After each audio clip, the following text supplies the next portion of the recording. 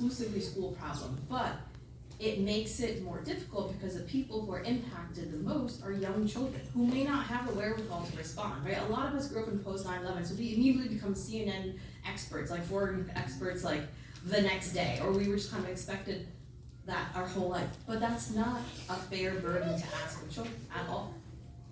And so one of the things that Teaching While Muslim does is try to address these concerns. In fact, the whole organization started in 2018 because the founder herself was going through an issue where she was dealing with Islamophobia and was looking for a resource for people to talk to about this, and she couldn't find it, so she created her own resource.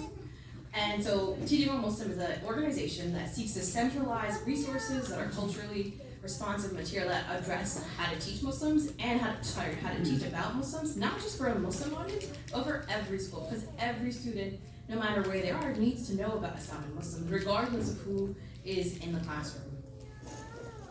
And we've also created our own resources. We've had, there was recently a book, an anthology of Eid stories that came out. And personally, as an English teacher, I'm kind of a snob when it comes to anthologies, right? Because that's a lot of stories that you're saying are really good. But this particular one was fantastic. And it was so good that I gave it to all my nieces and nephews, like, you need to read this. It has stories ranging from K through probably 3rd grade to 12th grade that you can use in the classroom. So what Teaching While Muslim did is we got asked by the publisher, can you make lesson plans? Because we know the one thing that teachers don't have is time. We're like, yes, of course, we'll make resources, we'll make activities you could use, your vocabulary words that you can address with your students. All of that stuff is freely available on our website. We were also working on a larger project, working on something called a Muslim Studies curriculum. So in California, there's something called an ethnic studies class that is being taken, and the students learn about all different cultures and ethnicities.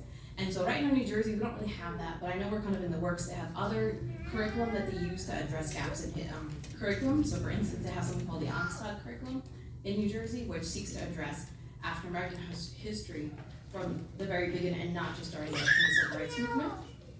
And so this Muslim Studies curriculum seeks to be a resource, and it has like 16 units, all ranging from various topics that we know teachers either don't address or don't address fully. So it talks about Islam, art in Islam, the Crusades, Black history, women Islam, Islam in America. And so these units are something we're offering to districts for anybody who's interested. If you'd like to teach, here's your resource, you can do it. And the possibilities are endless. It's just a matter of taking the initiative to actually do it. We also offer professional development workshops, consulting, training for teachers, for universities, for districts themselves, and it advise intersectionality and social justice, because this is a very larger conversation that involves not just Muslims, but everybody else. We also develop a network of Muslim educators for students, because it's not easy going through this, right? I know we all kind of chuckled to me the examples of the Islamophobia, because we know that was last Tuesday, but it takes a toll, right? When you have so many of those and you need people to talk to about this. And so Teaching While Muslim seeks to create that network of educators in person. We host, virtual events. We hosted an iftar as well when we were able to meet in person. But we could intend to do that more and more as we grow. One of the other things we're working on, I mentioned before that I'm part of a research collective. So Teaching While Muslim has partnered with that research collective to help address Islamophobia at the university teacher preparatory level. So what we're doing is we're conducting the first national study on American Muslim teachers in K-12 public schools. And so right now we're actually looking for participants. We're looking for anybody, if you know of anybody who is a teacher from K-12 in a public school, we'd love to get their information.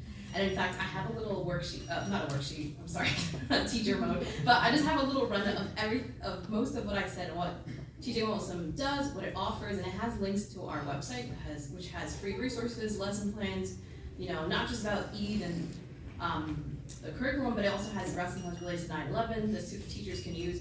And I also have a link for the research survey. So if you know anybody, if you could spread that to people that you know, that would be great, because it is not easy, combating Islamophobia. And Teaching While Muslim knows that we can definitely not do it alone. This is just one way we're trying to connect people, bring people together, and amplify the voices that already exist. So thank you so much for your time.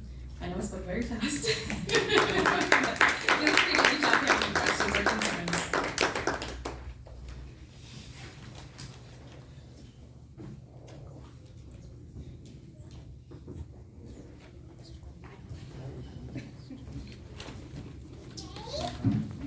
Thank you, Sister Mahia Ahmed. That was a really good information on the I think hopeful sign for all of us, going to America after 9/11. I think it definitely, teachers serve a huge role in combating Islamophobia, because usually the seeds of racism start very young, right? And we don't even know where these kids get their views from. Sometimes, teachers are the people who see in the forefront how the kid thinks, see how they are able to kind of, grow their thoughts. And so I'm glad to hear Sister Rahina, that's discussion about this, because we need people to be there, to be visible in the front. I mean, that is the work that needs to be done, because as what's happening in India can also happen here. And so we're just trying to bring the parallels together. So moving forward, I'm going to invite Dr. Imran Khan. He's the Director of Clinical Services at ABA of Illinois. He holds a doctorate in Applied Behavioral Analysis, the science of human behavior and environmental relations. He's worked in the field of developmental disabilities for the past 20 years, designing and implementing protocols that assist in reducing maladaptive behaviors and increasing pro-social and communicative ones that lead to independence. Without further ado,